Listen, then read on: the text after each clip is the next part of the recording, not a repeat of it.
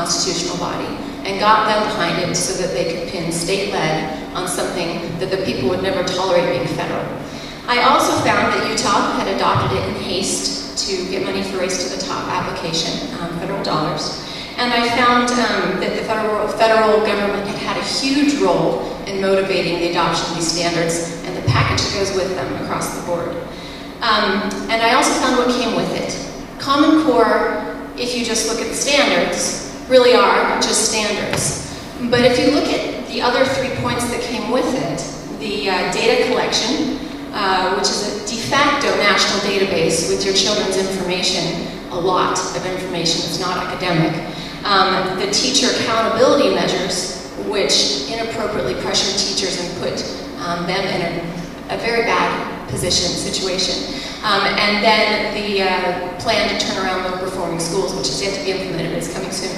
I saw a package that was very concerning, and what I see Common Core as is a package that facilitates a deeply concerning and rapidly moving shift in education from, or they're shifting to education for workforce potential and away from what I believe has always been the solid foundation of education, and that is education for human potential.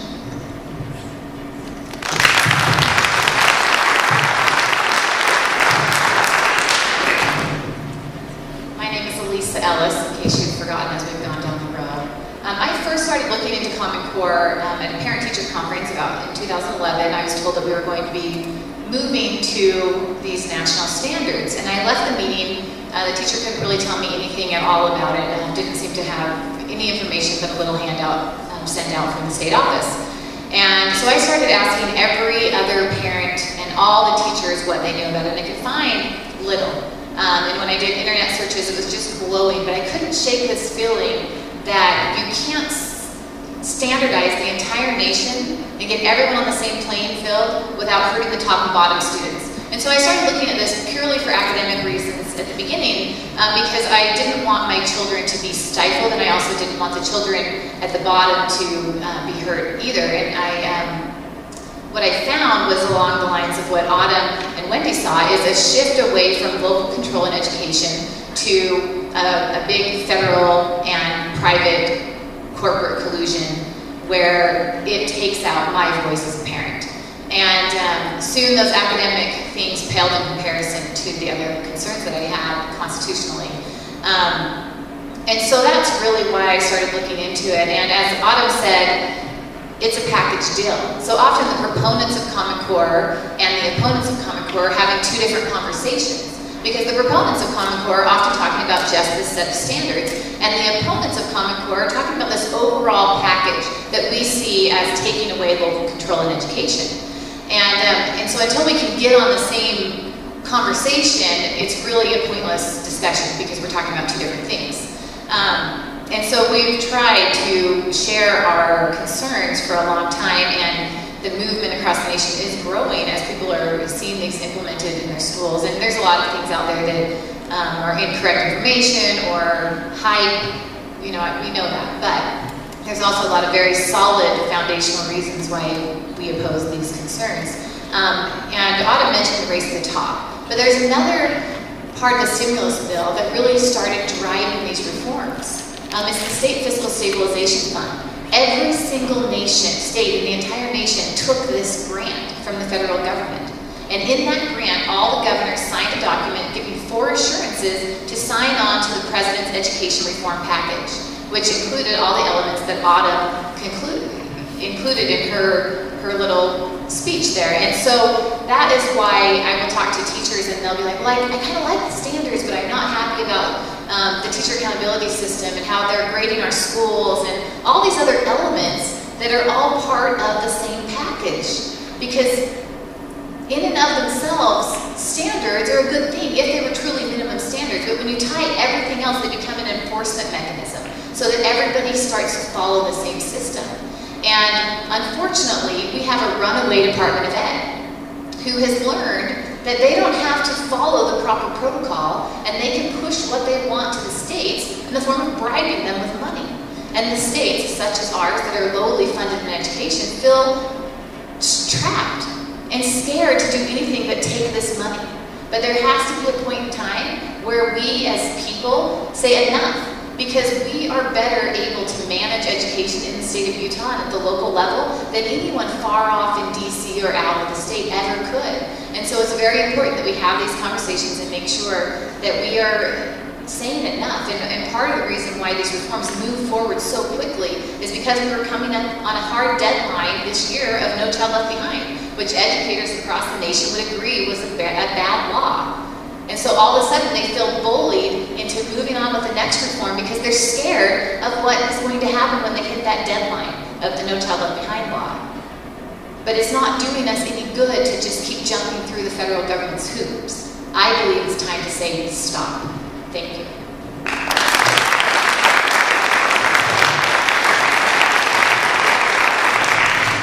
I'm Sherry Hyder. It was interesting, I taught here at this high school, as a matter of fact, I taught Justin for 23 years, predominantly AP Calculus. And when these new standards came out, one of the things that intrigued me the most and made me the happiest with them, in support, was that it finally made math accessible to all groups of students. I love the fact that we were no longer holding calculus hostage for that, 3% of students who were able to take that course. We allowed those elements of calculus and high-level math and seeing the applications to come into play in each level, which was wonderful. A great move.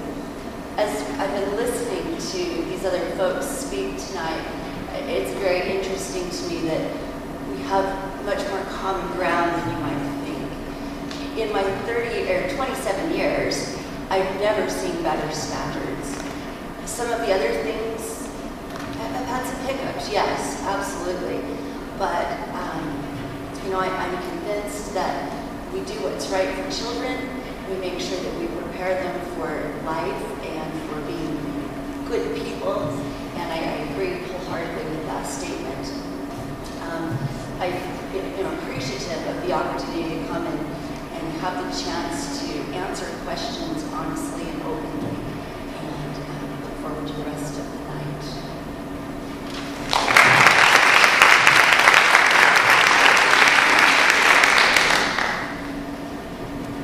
Is that on? Okay. I'm Dave Thomas. I'm the Vice Chair of the State Board of Education.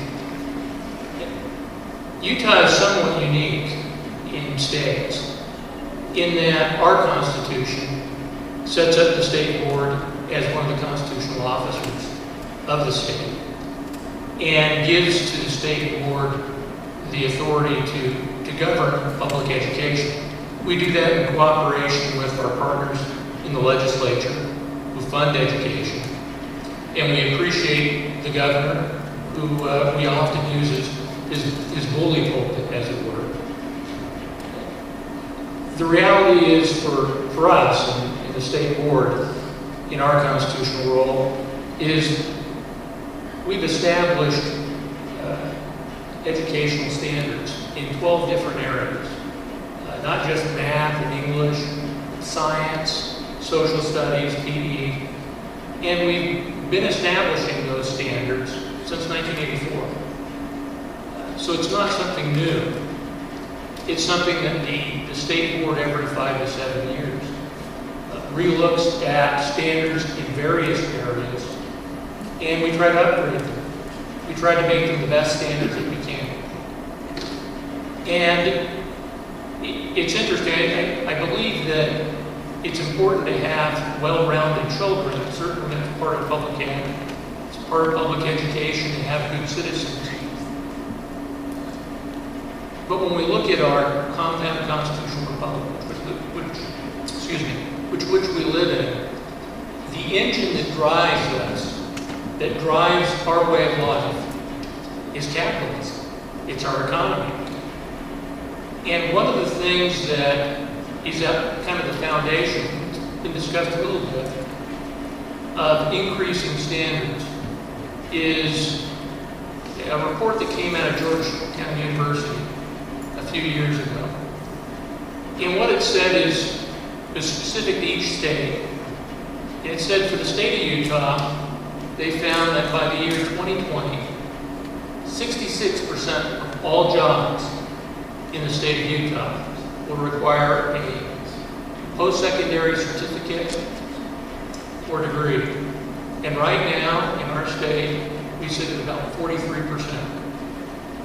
And what will happen is if we do not have our children prepared for those certificates and degrees, the jobs that would have come are going to leave the state. And that's going to change our way of life.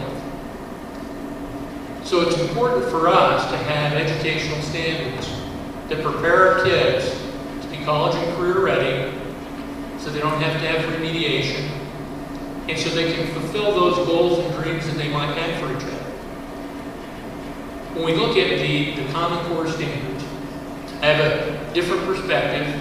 I'm originally from Washington, D.C., and when the Common Core initiative first came out with the National Governors Association and the chiefs, who are, the reality is states cooperating with each other through these organizations, through their common trade organizations.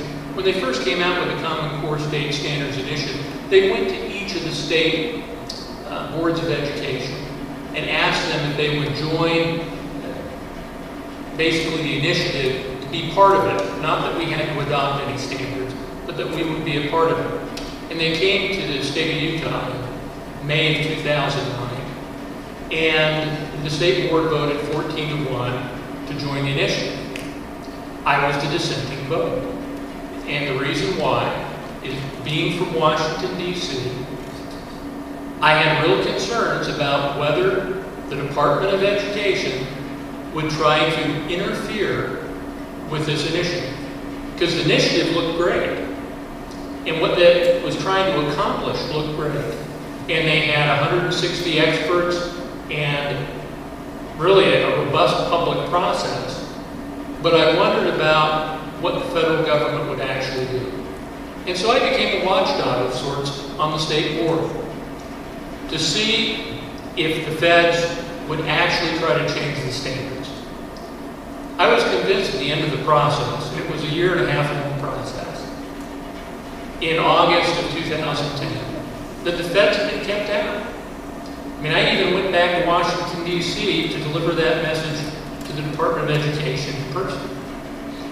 They had kept out of the process, and at the time the state board adopted the standards, there were no incentives for the state of Utah. There was no race to the top money. The race to the top money wasn't on the table for the state of Utah in August 2010. There were no incentives.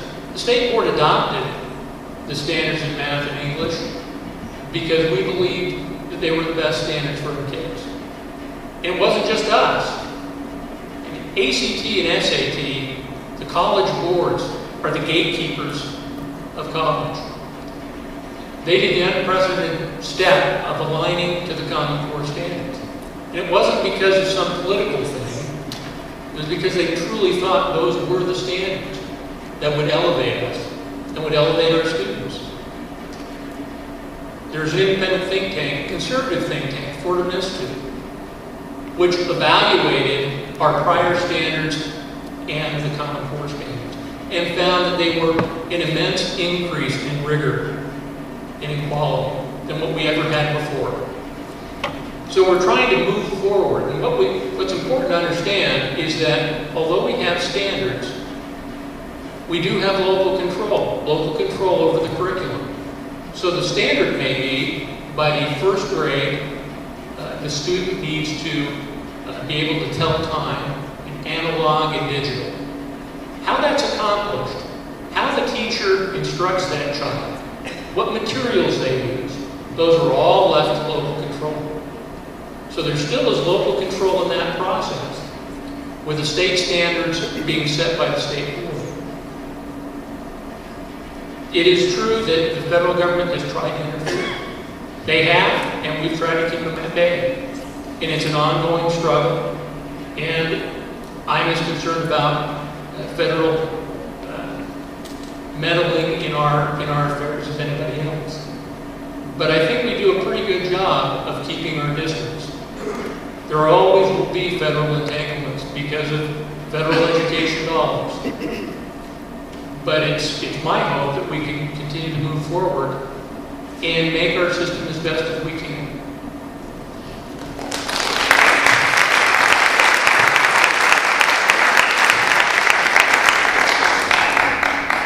Great opening statements. I've learned a lot just listening to what has been shared so far. Thank you. So now we're going to turn to the audience questions. Just a reminder, if you do have a question, you need to submit it on one of these 3x5 cards up here to Justin and Sarah. And we will do our best to answer as many of these questions as we can. So this first question probably goes back to a point that Autumn made about how with Common Core, it's not just the standards, but there's this package that includes data gathering, teacher accountability, and then eventually this plan to turn around low-performing schools. That's the package, right? Anybody disagree with that? That's not the package. Is this something? Oh, good. The Common Core State Standards Initiative and the Common Core Standards are just that, standards. There are other things that certainly in No Child Left Behind and other federal legislation that's been heaped upon us, but it's not Common Core.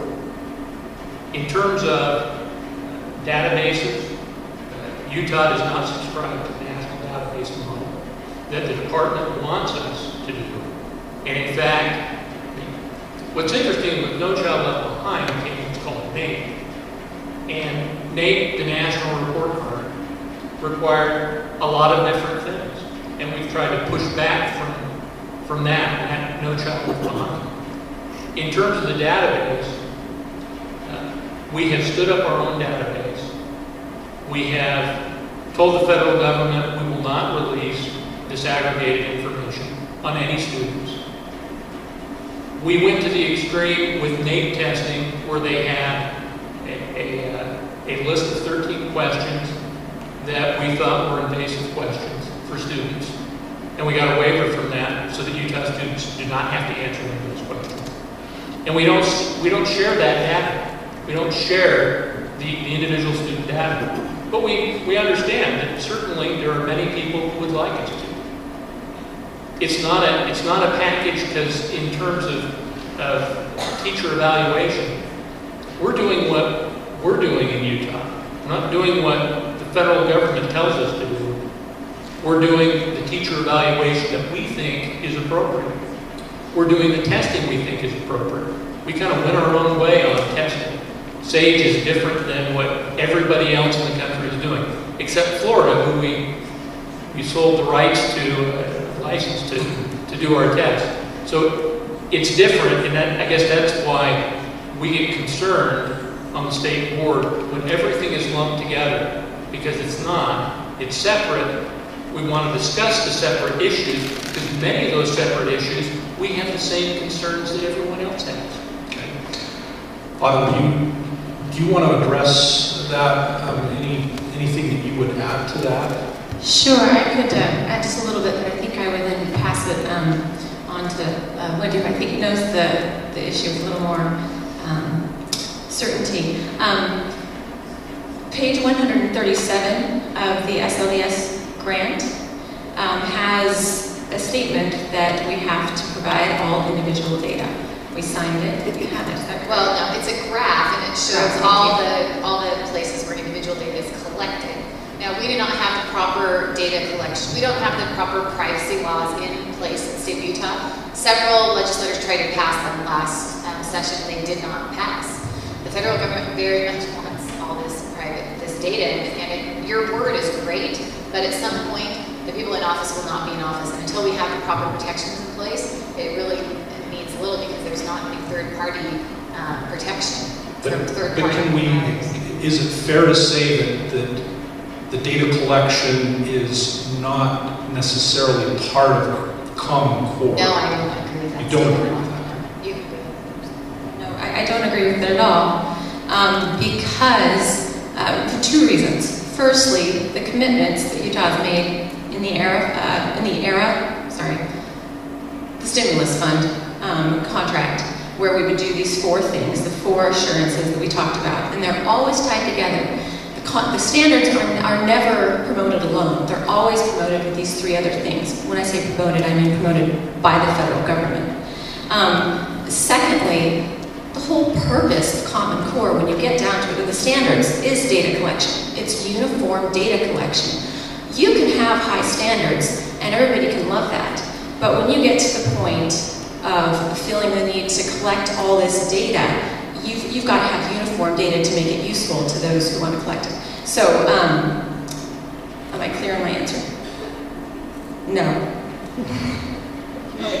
And I'll agree with Lisa that there is a loophole in Utah law, and the state board is trying to get the legislator. Legislators are here. We've tried for 2 straight years to get it closed, and we can't get it closed. It doesn't seem to ever get out of committee and onto the floor. And what's the loophole? The loophole is that there's a loophole for individual identifiers. And the state board has taken the position, and I know there are a number of legislators that don't like the position we've taken, and our position is we're not going to give out the individual identifiers. And they say, well, that's not what the law says. And our response is, well, you know, the state board, we have the governance of public ed, and it's not to our advantage for our students to have those kind of privacy issues out in the open, and we're just not going to do it. And we've taken a lot of heat over it. We've asked, like I said, repeatedly for it to be closed. But you can expect that the state board is not going to share that data. The problem is, the federal privacy law was altered. I mean, we all know that happened in 2012.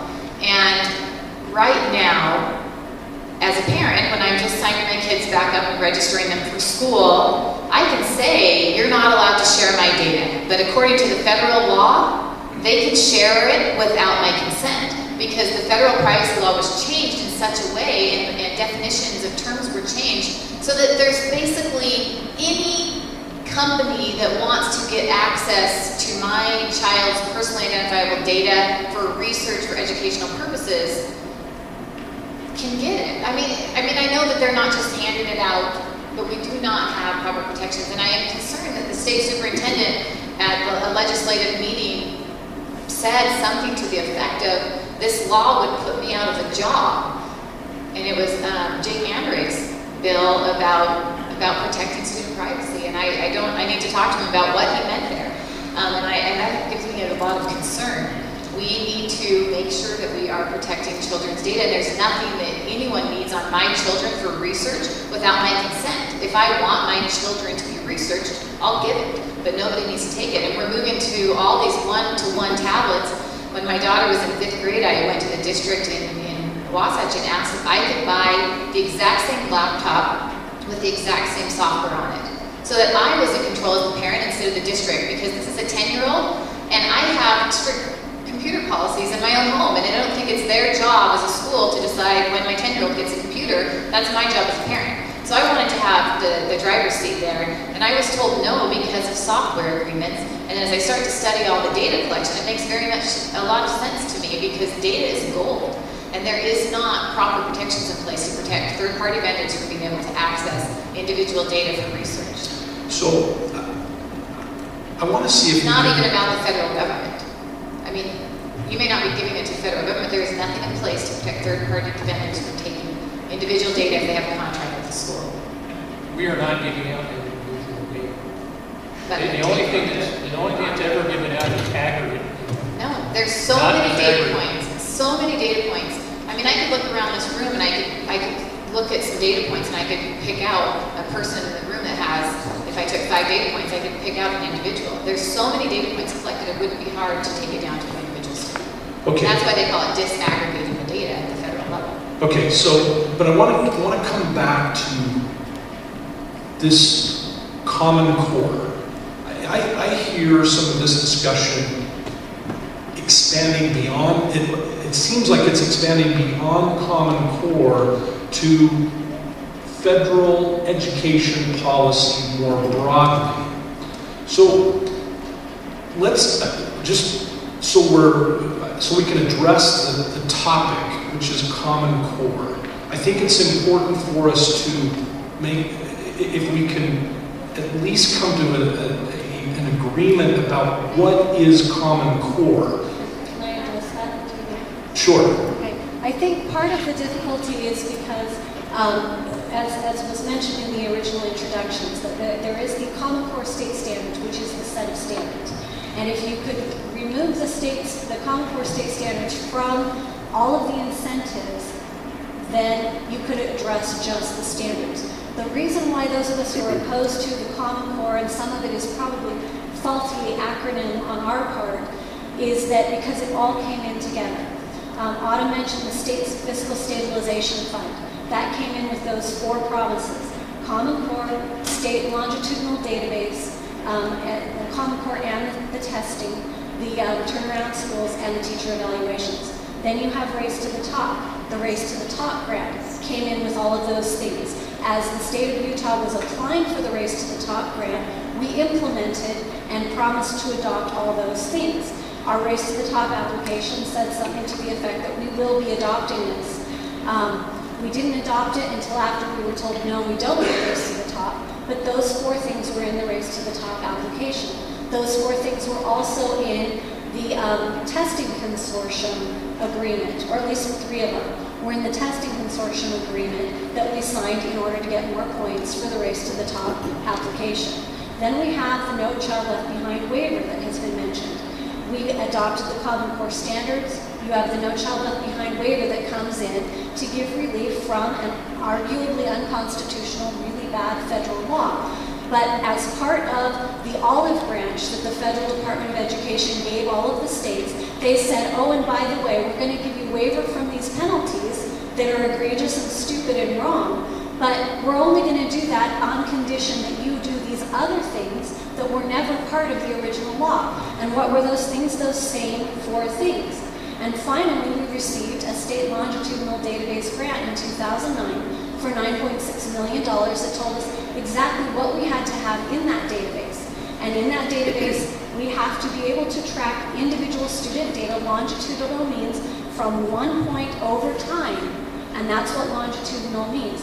Now, it does require that database to be interoperable with other state agencies and with other states. Now, it doesn't say you have to share the data, it just says you have to have the capability of sharing it. So then when you come in with the Federal Department of Education loosening privacy laws, you can see why parents say, okay, this is a problem. And what Autumn was also trying to say is that if you want data, you have to have common standards in order to get data. So whether the standards were the chicken or whether the data was the chicken and the egg came first or last, what you have is you have all of these federal initiatives pushing all